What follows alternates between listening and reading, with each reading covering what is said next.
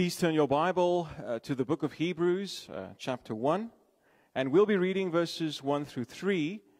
Today we're beginning a new series, 12-part sermon series called How to Hear the Voice of God.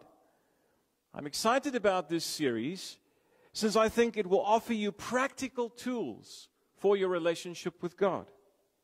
As we journey through life as followers of Jesus, I believe one of the most important things we need to do is listen carefully for God's voice in our lives. To listen carefully for His voice. Does God speak to us?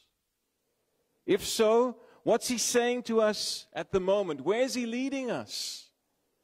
How do we discern His voice? These are all important questions. Today we're focusing on the question, does God still speak? Does God still speak? The opening words of the book of Hebrews provide us with a powerful answer to this question. Once again, we're reading from Hebrews chapter 1, verses 1 through 3.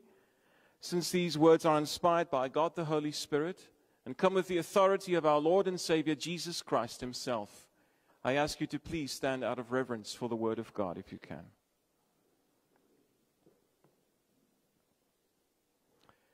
The Holy Spirit says, in the past, God spoke to our ancestors through the prophets at many times and in various ways. But in these last days, He has spoken to us by His Son, whom He appointed heir of all things, and through whom also He made the universe. The Son is the radiance of God's glory and the exact representation of His being, sustaining all things by His powerful word. After He had provided purification for sins, He sat down at the right hand of the Majesty in heaven. The word of the Lord. Let's pray. Living God, help us to hear Your holy word with open hearts so that we may truly understand. And understanding that we may believe. And believing that we may follow in all faithfulness and obedience. Seeking Your honor and glory in all that we do. Through Christ our Lord, we pray. Amen. Thank you. You may be seated.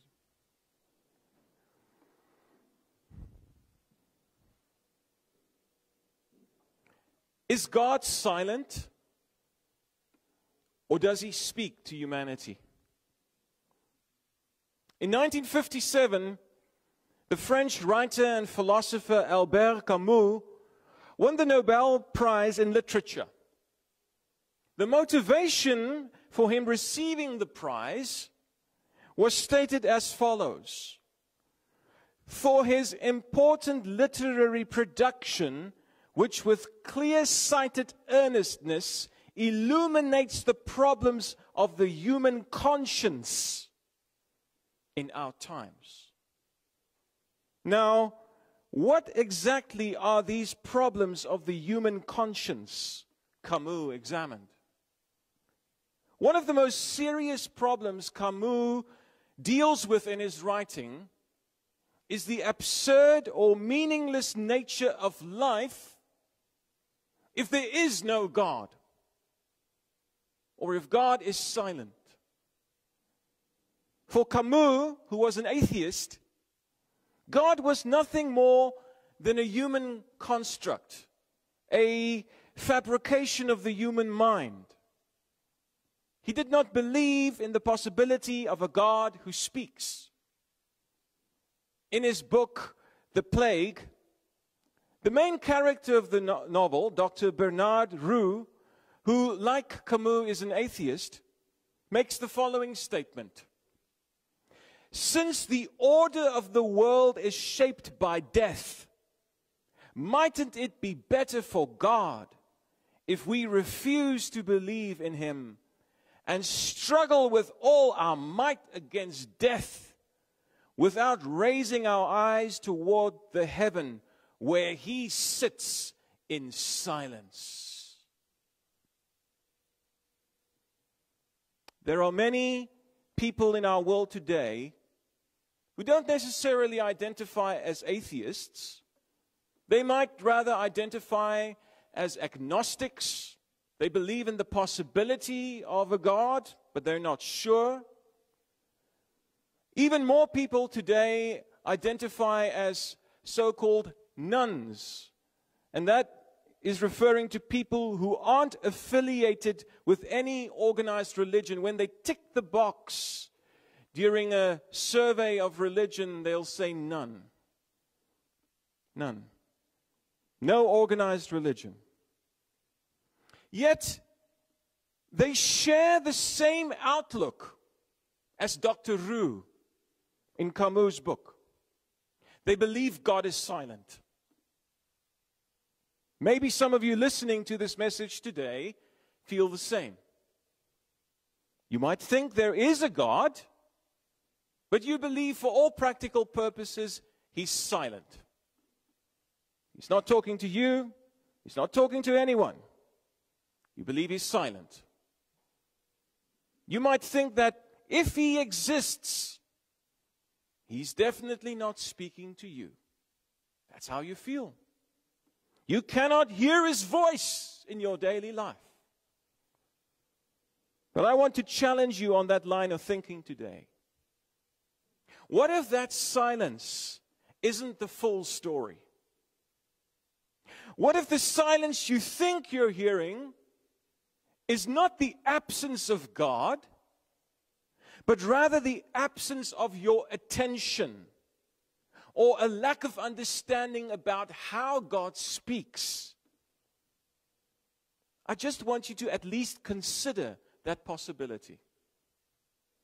You see, the book of Hebrews opens not with speculation or confusion, but with a clear and resounding statement. God has spoken. Not maybe, not if. God has spoken. Moreover, He hasn't spoken just once, nor simply in the distant past, but many times and in various ways, as the writer of Hebrews puts it. And now, finally and fully, by the Son. This is not just an abstract theological truth. It's real hope for all people. Why do I say that? We live in a world today where so many people are desperate for a word of hope. People find themselves trapped in cycles of suffering and grief amidst a world that seems so chaotic at times. And what we need the most amidst all of this turmoil is the ability to hear the voice of God. The ability to hear His voice. We need to know that we're not just abandoned creatures, making our way alone through a godless universe. No, Hebrews tells us our God is not silent. He's a God who speaks. So today, as we begin this new series, How to Hear the Voice of God, the foundational truth we must begin with is this: God has spoken fully and finally in His Son, revealing His heart, securing our hope, and calling us to listen and follow. In today's message, we're going to see that first, God has always been a speaking God. Second, God has spoken finally and fully in His Son. And third, we need to trust in the grace and reign of God's Son. So, God has always been a speaking God. God has spoken fully and finally in His Son. And we need to trust in the grace and reign of God's Son. So let's begin with this fundamental truth. God has always been a speaking God.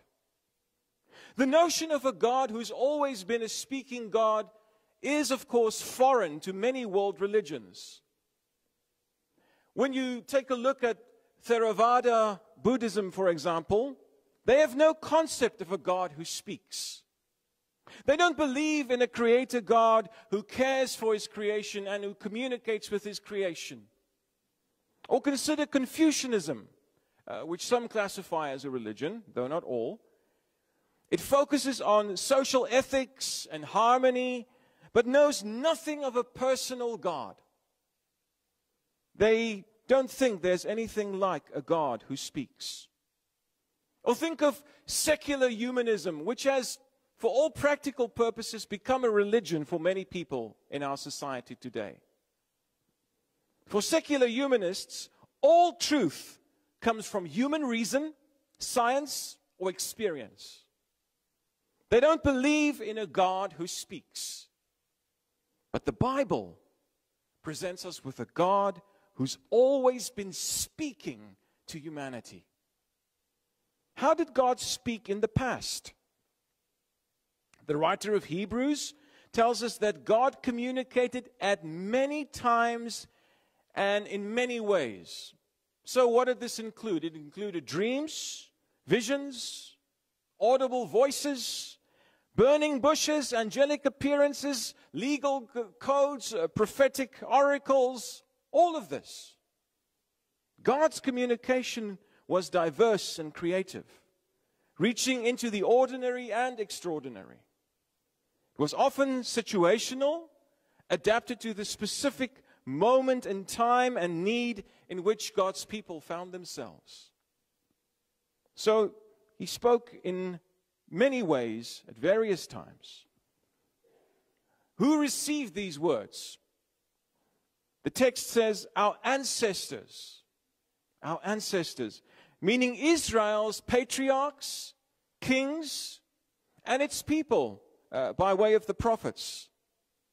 These were real words spoken to real people, yet always fragmentary, always in part. No single prophet held the complete picture. Each offered only a part of the whole. For example, Isaiah glimpsed God's holiness. Jeremiah, his heartache. Hosea, his faithful love. Amos, his justice. But each one only received partial revelation, not full. What does this reveal about God? Most of all, it reveals that he's relational, not silent. He doesn't stand aloof or disinterested from his creation. Instead, he freely reveals himself in love. The God of the Bible is a communicator. God speaks. He doesn't speak because he has to speak, but because he desires to be known by his people. He wants to be in relationship with his people. One of the clearest moments that show this is when God speaks to Moses in the burning bush, or from the burning bush in Exodus 3. Now it's interesting, Moses wasn't looking for a spiritual experience. No, he was simply tending sheep in the wilderness. Yet God called his name Moses. Moses. And he responded by saying, "Here I am." God didn't remain hidden. He revealed his name, his character, and his plan to rescue the people of Israel. This reminds us, even in our wilderness seasons, our difficult seasons, God speaks. He knows our name. He sees our need and moves towards us with purpose. God has never been passive or indifferent.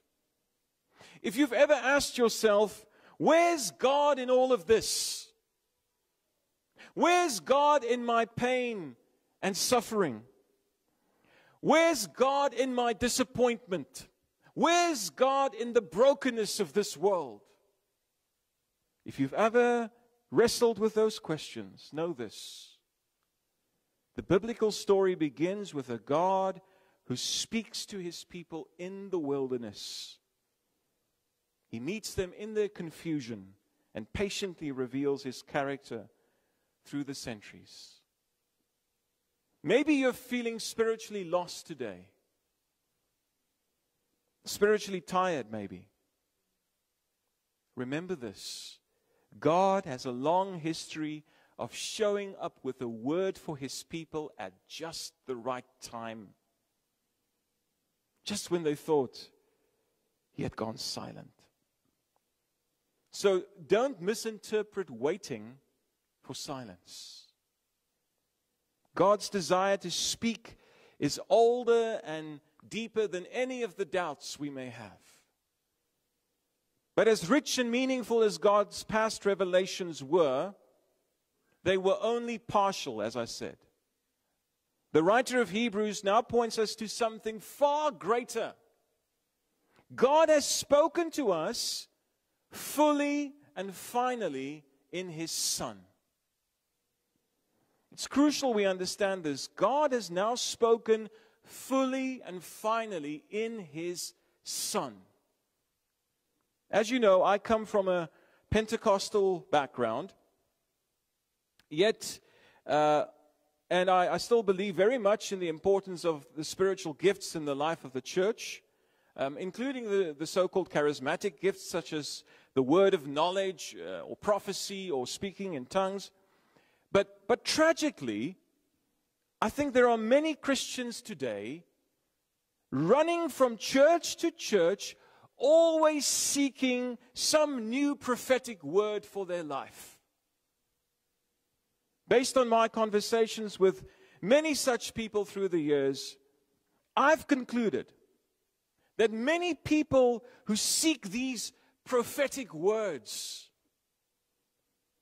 actually don't need a new prophetic word. What they need is to focus their attention on the Word made flesh, Jesus Christ. God has spoken fully and finally through Jesus Christ.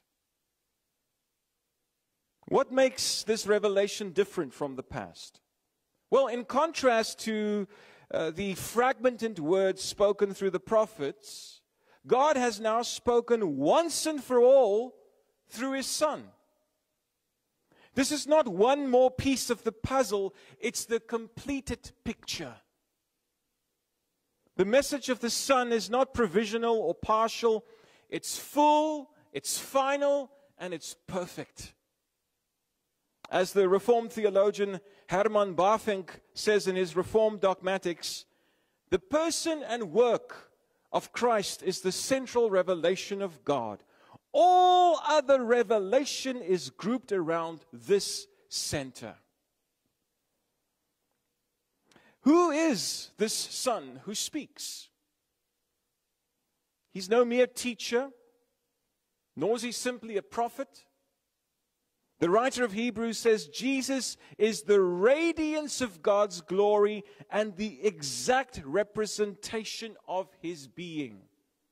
This means Jesus doesn't just reflect God, he is God. He perfectly reveals the nature, mind, and heart of the Father. To see and hear Jesus is to see and hear God the Father. That's why in the Gospel of John, when Philip approaches Jesus and asks him to reveal the Father, Jesus replies, "Don't you know me, Philip? Even after I have been among you such a long time, anyone who has seen me has seen the Father." Now, what has the Son done? He's done more than just deliver words. He created the universe and sustains all things by his powerful word, as Hebrews says. It's not just the message. He's also the medium and the maker. His voice is the very power that holds all things together. I like the way in Eastern Orthodox Christianity, they like to refer to Christ as Christ Pantocrator, or Christ Pantocrator, as some pronounces it.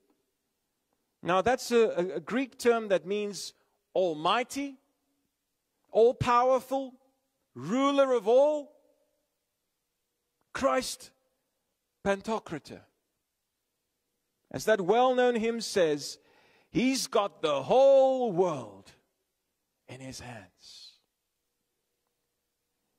In C.S. Lewis, The Last Battle, the final book of the Chronicles of Narnia series, there's this moment in the story when the old Narnia has come to an end. All the battles are over, all the confusion has passed, and Aslan, who is of course the Christ figure in the story, calls the children to come further up and further in. Until that point, there had been countless voices, rumors, half-truths, even some false versions of Aslan. But now, at the end, Aslan speaks with clarity and all other words are irrelevant. Aslan has the final word.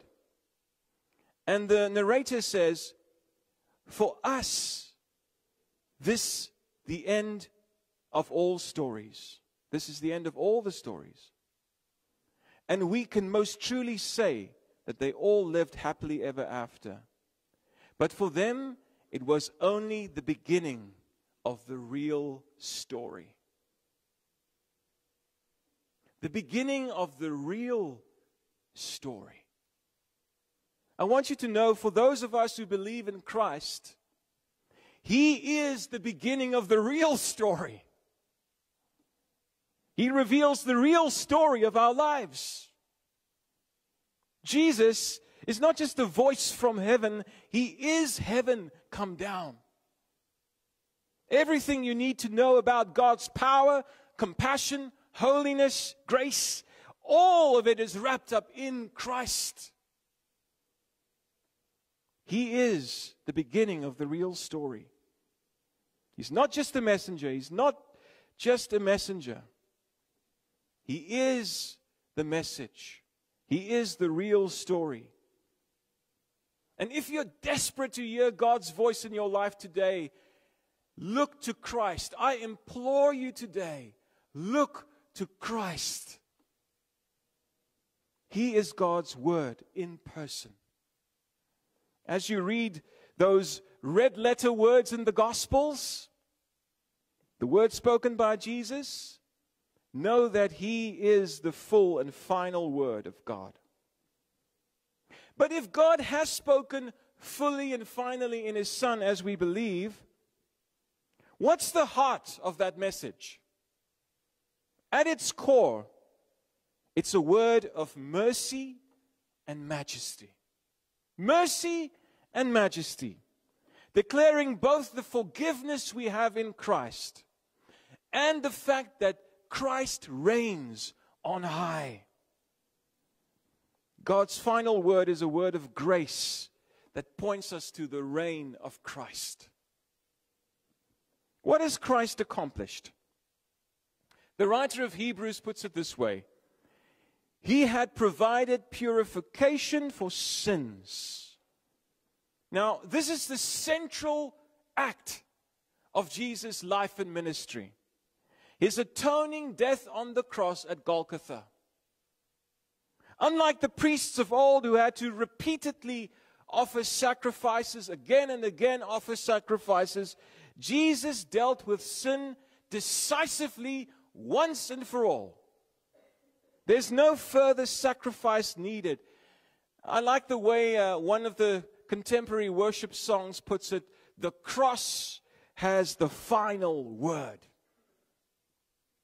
Where is Christ now? He is seated at the right hand of the Majesty in heaven. When Scripture speaks of the right hand of God, This image represents the place of honor and authority. It means Jesus' saving work and mission on behalf of humanity is finished, His sacrifice is accepted, and His reign established forevermore. He's no longer on the cross or in the tomb. He's on the throne. Christ is on the throne. What does this mean for you and me? It means we can live our lives in the assurance that the most important word God has spoken is a word of grace. Your sins are forgiven. But it's also a word that points us to the reign of Christ. Christ rules and reigns over history and intercedes for you right now. The one who once spoke on earth now speaks from heaven. Or as the great Reformed theologian and statesman Abraham Kuyper put it so memorably, there is not a square inch in the whole domain of our human existence over which Christ, who is sovereign over all, does not cry, mine.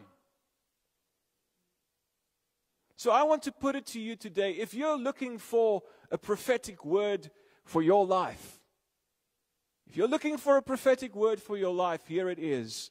Christ says, you are mine. You are mine. When you think about Jesus' final cry from the cross recorded in John 19, verse 30, there's a single Greek word used there, tetelestai, meaning it is finished or it is accomplished. In the context of first century commerce in Israel, this word was used to mark receipts as paid in full. Nothing more owed. Christ's death wasn't a defeat, but a declaration of completion. He paid the full debt of our sin. He sat down at the right hand of God, not in defeat, but in victory, where He reigns now with mercy and majesty. For those of you struggling with your relationship with God today, I want you to hear this. God's word to you is not a threat. It's an amazing invitation. Jesus' death didn't just provide a way for you to be forgiven. It declares the work is already done. Jesus is not asking you to first clean up yourself or first sort out all your issues or problems or try to first earn your way into His kingdom by various efforts. No. That's what the cross is for. He's already made purification for your sins. And now, seated at the right hand of God, He's interceding for you, rules over history, and speaks to you. Once again, not to condemn you, but to call you home. What are the voices you're listening to at the moment? Voices of condemnation, of judgment? Listen, the voice of Jesus is offering you grace, not guilt. Confidence, not condemnation. Peace, not wrath. There's a beautiful gospel hymn that always speaks to my heart when I hear it. I sometimes listen to it on my Spotify music account. Softly and tenderly, Jesus is calling. And I just want to share the first verse and chorus of that hymn with you as I end my message today. Softly and tenderly, Jesus is calling. Calling for you and for me. See on the portals He's waiting and watching. Watching for you and for me. Come home. Come home. You who are weary, come home. Earnestly, tenderly, Jesus is calling. Calling, O sinner, come home. Will you listen to His voice and come home today? Let's pray. O Lord, You are the God who speaks. I pray that all of us sitting in this church building today will hear Your voice speaking to us. If there's anyone present here today who's never committed their life to Jesus Christ, I pray Your Holy Spirit will move them to do so in these moments today.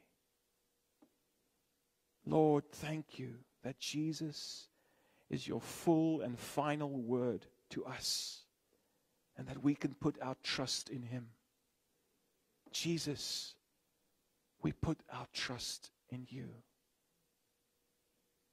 As we look to You, Jesus, the real story of our lives becomes clear. Thank You, Lord.